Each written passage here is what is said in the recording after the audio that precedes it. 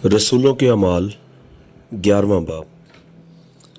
और रसूलों और भाइयों ने जो यहूदिया में थे सुना कि गैर कौमों ने भी खुदा का कलाम कबूल किया। जब पतरस यरूशलेम में आया तो मख्तून उससे ये बहस करने लगे कि तू ना मख्तूनों के पास गया और उनके साथ खाना खाया। पतरस ने शुरू से वो अमर तरतीबवार उनसे बयान किया कि मैं याफा शहर में दुआ कर रहा था और बेखुदी की हालत में एक रोया देखी कि कोई चीज बड़ी चादर की तरह चारों कोनों से लटकती हुई आसमान से उतरकर मुझ तक आई। उस पर जब मैंने गौर से नजर की तो जमीन के चौपाए और जंगली जानवर और कीड़े मकोड़े और हवा के परिंदे देखे और ये आवाज भी सुनी कि ए पतरस उठ, ज़िबा कर और खा। लेकिन मैंने कहा, ए खुदावंद, हरगिज नहीं, क्योंकि कभी कोई हराम या नापाक चीज मेरे मुंह में नहीं गई। इसके जवाब में दूसरी बार आसमान से आवाज आई कि जिनको खुदा ने पाक ठहराया है तू उन्हें हराम ना कह। 3 बार ऐसा ही हुआ। फिर वो सब चीजें आसमान की तरफ खींच ली गईं और देखो, उसी दम 3 आदमी जो कैसरिया में से मेरे पास भेजे गए थे उस घर के पास आ खड़े हुए जिसमें हम थे। रूह ने मुझसे कहा कि तू बिला इम्तियाज उनके साथ चला जा, और ये 6 भाई भी मेरे साथ हो लिए। और हम उस शख्स के घर में दाखिल हुए। उसने हमसे बयान किया कि मैंने फरिश्ता को अपने घर में खड़े हुए देखा, जिसने मुझसे कहा कि याफा में आदमी भेजकर शमौन को बुलवा ले, जो पतरस कहलाता है। वो तुझसे ऐसी बातें कहेगा जिनसे तू और तेरा सारा घराना नजात पाएगा। जब मैं कलाम करने लगा तो रूहुल कुदूस उन पर इस तरह नाजिल हुआ जिस तरह शुरू में हम पर नाजिल हुआ था, और मुझे खुदावंद की वो बात याद आई जो उसने कही थी कि यूहन्ना ने तो पानी से बपतिस्मा दिया, मगर तुम रूहुल कुदूस से बपतिस्मा पाओगे।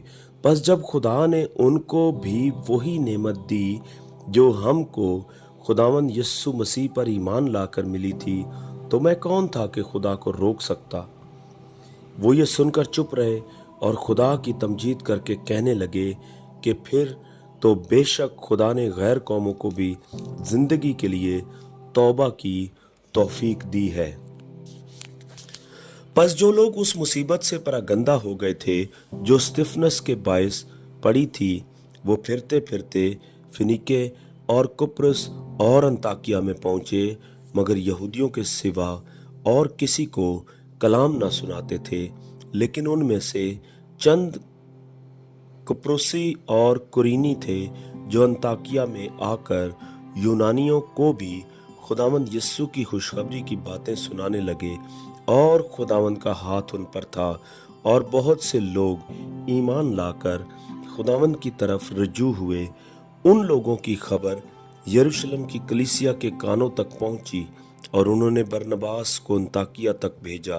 वो पहुंचकर और खुदा का फजल देखकर खुश हुआ और उन सब को नसीहत की कि दिली इरादा से खुदावंद से लिपटे रहो, क्योंकि वो नेक मर्द और रूहुल कुदूस और ईमान से मामूर था।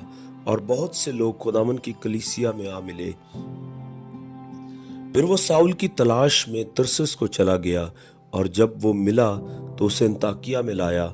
और ऐसा हुआ कि वो साल भर तक कलीसिया की जमायत में शामिल होते और बहुत से लोगों को तालीम देते रहे, और शागिर्द पहले अंताकिया ही में मसीह कहलाए। उन्हीं दिनों में चंद नबी यरूशलेम से अंताकिया में आए। उनमें से एक ने, जिसका नाम अगबुस था, खड़े होकर रूह की हिदायत से जाहिर किया कि तमाम दुनिया में बड़ा काल पड़ेगा, और ये क्लौदुस के अहद में वाक़या हुआ। बस शागिर्दों ने तजवीज़ की कि अपने अपने मकदूर के मुआफिक यहूदिया में रहने वाले भाइयों की खिदमत के लिए कुछ भेजे। चुनाचे उन्होंने ऐसा ही किया और बरनबास और साउल के हाथ बुजुर्गों के पास भेजा।